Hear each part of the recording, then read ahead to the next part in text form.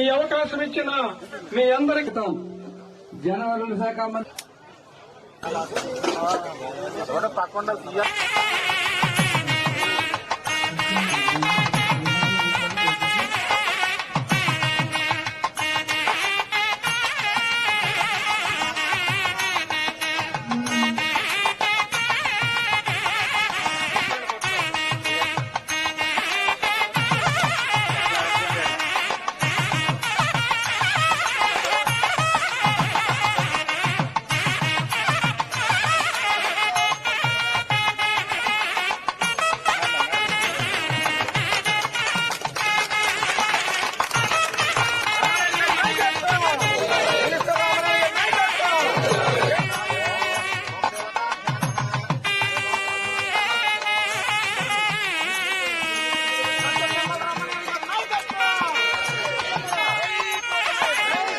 Telugu Desam, Janasena, BJP ప్రభుత్వం అంటే రైతు ప్రభుత్వం, రైతు పక్షపాతి ప్రభుత్వం.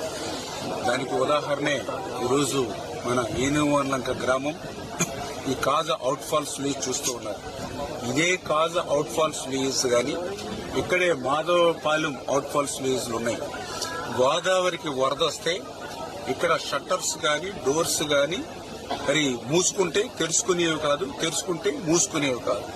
దగ్గర దగ్గర 10-12 గ్రామాలు ముంపుకు గురయ్యి వేలాది ఎకరాలు పంట నష్టపోతే ఆ వైఎస్ఆర్సీపీ 5 సంవత్సరాల పాలనలో ఆనాటి మంత్రులు వచ్చారు, ఆనాటి ప్రభుత్వంలో అధికారులు వచ్చారు, చూశారు, వెళ్లారు తప్ప దానికి మోక్షం లేనిటువంటి పరిస్థితి.